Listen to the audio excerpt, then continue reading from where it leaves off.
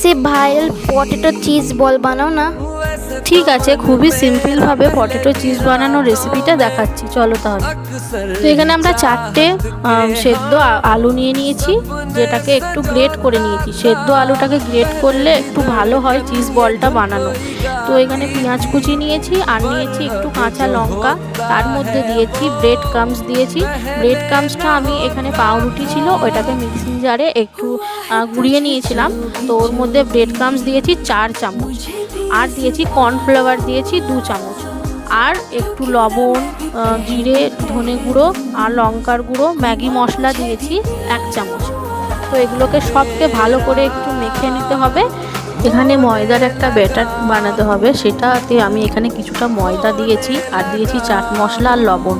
তো এটাতে জল দিয়ে ঘুলে দিতে হবে একটা পাতলা মতো, খুব গাঢ় করলে হবে না, কারণ এটাতে আমরা পটেটো চিজ বলগুলোকে ডুবিয়ে তারপরে ব্রেড ক্রাম্বসে মাখিয়ে নেব। পটেটো চিজ বলের জন্যই তৈরি করলাম এই ব্যাটারটা। আর এখানে আমরা আমুলের চিজ নিয়েছি, যে কোনো চিজ নিতে পারেন। আমুলের চিজগুলোকে এখানে কিছুটা কিউব করে কেটে নেব, যেটাতে আমাদের ওই আলুর পুরের মধ্যে এই চিজগুলো দেওয়া হবে। তো আমুলের চিজগুলোকে এখানে কেটে নিলাম। হাতের মধ্যে এখানে একটু ঘি নিয়ে নেবো, যাতে আলুগুলো হাতে না লেগে যায়, ভালোভাবে গোল শেপটা হয়। তো আলুটা মেখে নেবো। ঘিটা দেওয়ার পর আলু একটু হাত তুলে নিতে হবে, মানে একটা গোল বলের মতো বানাতে হবে ছোট।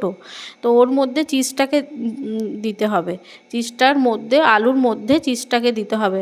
দেখতেই পাচ্ছেন আমি কিভাবে চিজটা ভেতরে ভরেছি আলুর মধ্যে। তো এটাকে পুরো গোল করে দিতে হবে। আর তারপর যে ময়দার ব্যাটারটা তৈরি করেছিলাম, ওইটার মধ্যে একটু ডুবিয়ে ব্রেড ক্রাম্বস তৈরি করে রেখেছি আমি, ওই ব্রেড ক্রাম্বসের মধ্যে একটু এগুলোকে ভালোভাবে মাখিয়ে নিতে হবে। এখানে আমরা গ্যাসের মধ্যে একটা কড়াই বসিয়ে নিয়েছি, কিছুটা রিফাইন অয়েল দিয়েছি, আর তার মধ্যে ভালোভাবে তেলটা গরম করে নিতে হবে। তো গরম করার পর একটু গ্যাসের ফ্লেমটাকে লো করে দিতে হবে যখন আমরা এখানে পটেটো চিজ বলগুলোকে দেবো। হ্যাঁ, তারপরে এটাকে একটু উল্টে পাল্টে ভেজে নিতে হবে, যেন ভেতর কাঁচা না থাকে। পুরো বোঝাই যাবে যে কিভাবে ভালোভাবে ওপরটা কিভাবে ক্রিস্পি হয়ে যাবে একদম। আমাদের পটেটো চিজ বল তৈরি হয়ে গেছে। আপনাদের কেমন লাগলো অবশ্যই জানাবেন।